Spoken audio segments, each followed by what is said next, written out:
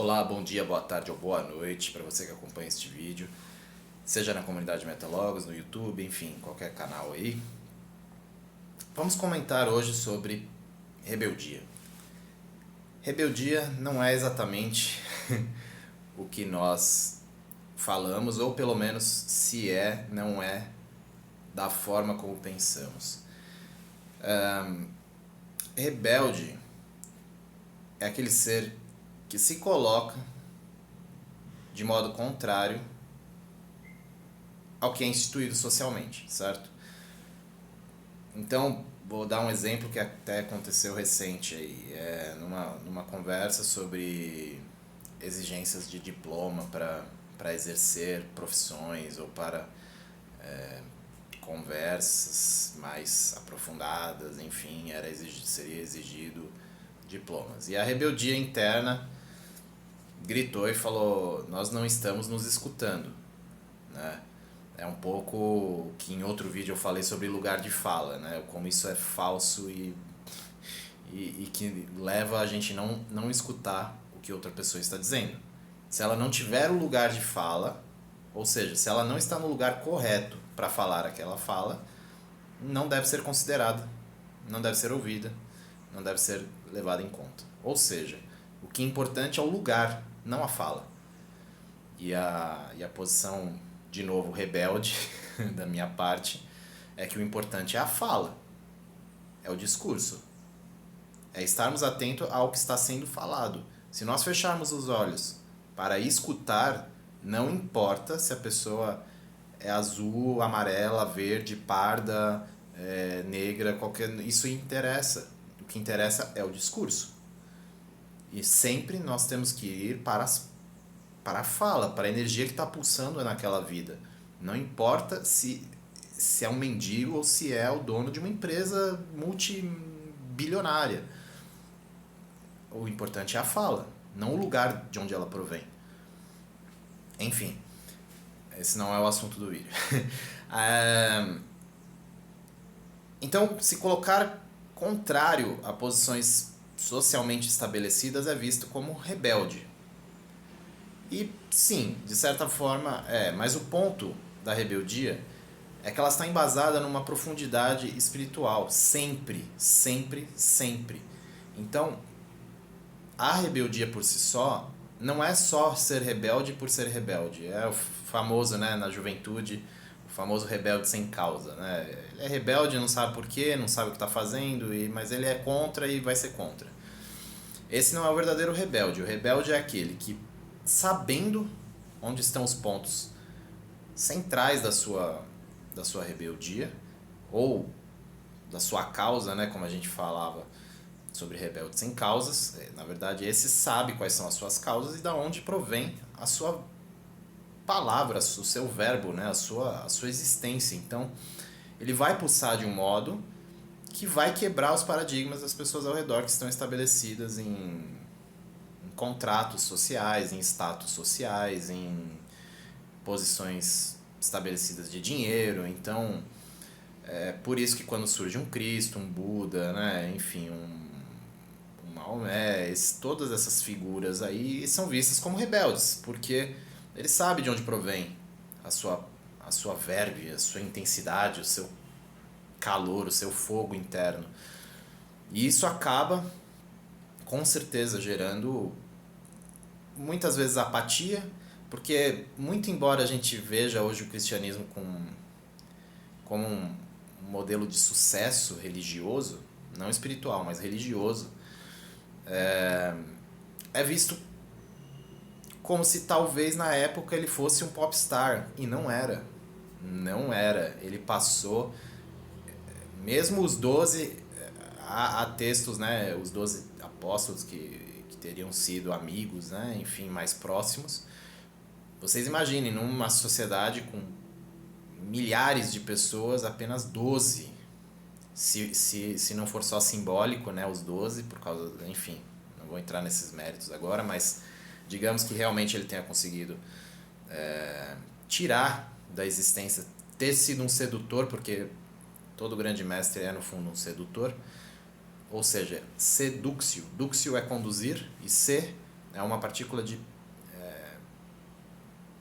não é exatamente isso, mas perversão. Então você perverte o caminho que estava sendo feito. Então, se a pessoa, vamos dizer, era um pescador, fala, vem comigo. Você tira do caminho de pescador e você se torna o pescador de almas, né? Como alguns chamam a Cristo. E aí, o ponto é, essa rebeldia dele, naquela época, não era bem vista. Como sempre, né? Não era bem vista na época. E, na verdade, ele não era tão popstar e famoso como nos faz parecer hoje, né? Com as igrejas e com tanta gente falando. Só que se aparece um Cristo hoje em dia, ele vai ser excomungado da igreja. Porque não é a figura que as igrejas apregoam de Cristo. Ele era muito mais rebelde, perverso não, de forma alguma. Muito mais rebelde, que eu usei perverso para sedução, acabou ficando essa palavra aí. Mas muito mais rebelde, e ele ia botar abaixo as igrejas que falam em nome dele hoje em dia, né? Então, essa rebeldia não é uma rebeldia por si só para ser do contra. Eu sou do contra porque eu sou do contra, eu sou rebelde sem causa. Não é isso. O verdadeiro rebelde, ele tem um profundo senso espiritual do que ele está fazendo. Mas muito profundo, porque ele sabe que ele vai encarar os doutores da lei, os doutores das moedas, do dinheiro, vai encarar os doutores... e aqui, sem nenhum julgamento, o dinheiro por si só não é... É que vem, né, também citações bíblicas de que o rico... É mais fácil o camelo, né, para passar no buraco da agulha que o rico no reino dos céus. O ponto é que ele está falando daquele rico apegado ao seu dinheiro, né? Existem pessoas ricas com extrema espiritualidade e isso não... Uma coisa não invalida a outra. O dinheiro não é invalidador. Ele não é pedra no caminho, vamos dizer assim, né? Para tropeço. Mas depende de quem está por trás desse dinheiro, né? Como sempre, né? Depende da alma que está ali pulsando. Do coração que está por trás. E aí...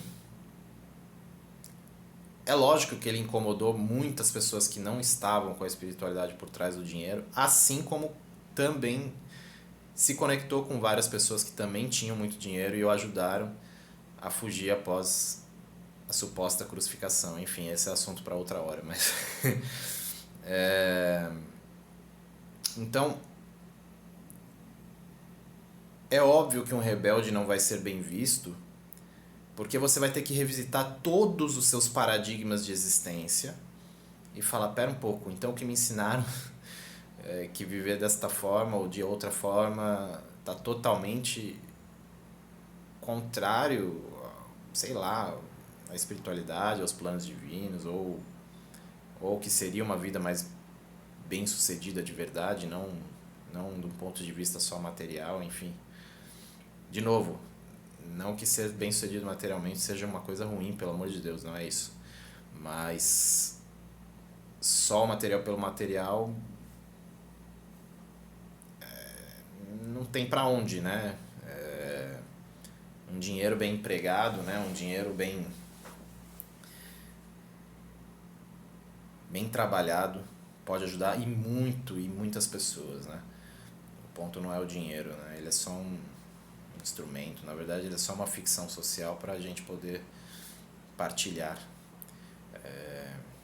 bens, conhecimento, enfim. E aí, o ponto é, como está o seu rebelde interno? Você teria coragem de enfrentar doutores da lei, os doutores do dinheiro, os doutores até da medicina que falam às vezes absurdos se você for parar para realmente analisar o que está acontecendo? Aonde mora a sua rebeldia interna? Pensa com carinho, olha para dentro de você. Como está o fogo que habita o seu coração? Como está a chama interna da sua alma? Esse é o ponto em que algo pode ser possível. Redescobrir o ser rebelde interno. E se um desses rebeldes lhe aparecer, realmente agradecer por ele ter aparecido em sua vida. Não meramente rechaçar ou meramente dizer, nossa, que arrogante, ou sei lá que tipo de ideia possa surgir nessa sua alma. Porque a vida é muito maior do que casa, carro e apartamento, né? É onde mais de 90% da população está se matando para ter casa, carro e apartamento.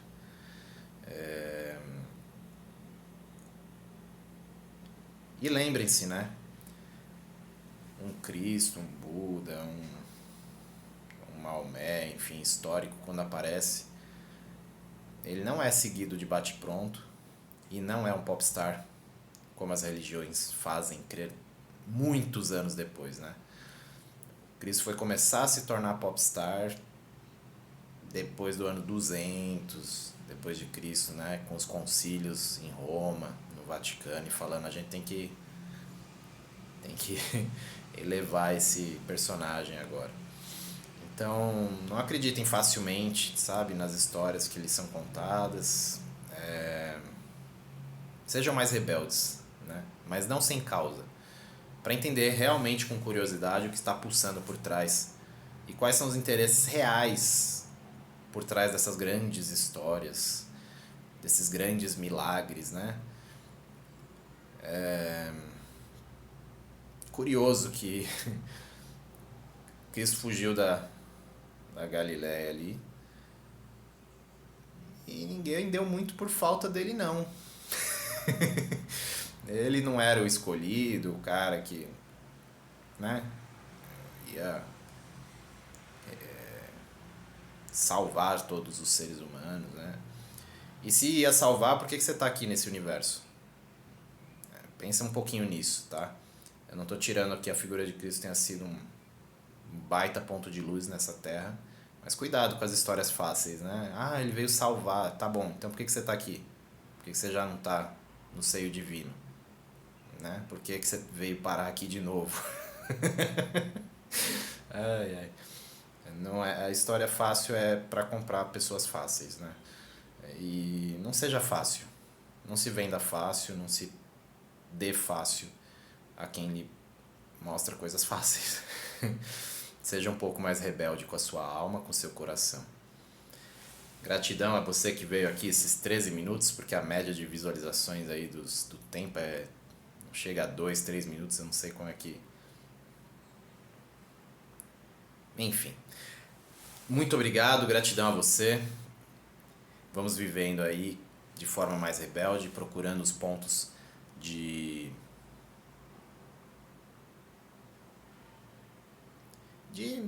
mentira, sei lá se assim eu posso falar, que nos vão surgindo ao longo do caminho e precisa muita atenção para entender e não ser enganado. Não é nem pelos outros, é por si mesmo. A gente compra as histórias. A gente compra as histórias fáceis. Porque são fáceis. E são mais fáceis de serem deglutidas, mas muitas vezes o remédio, que é amargo e às vezes causa um embrulho no estômago, é o que pode te fazer te fazer sair, né, de uma grande náusea, de uma grande indigestão, né?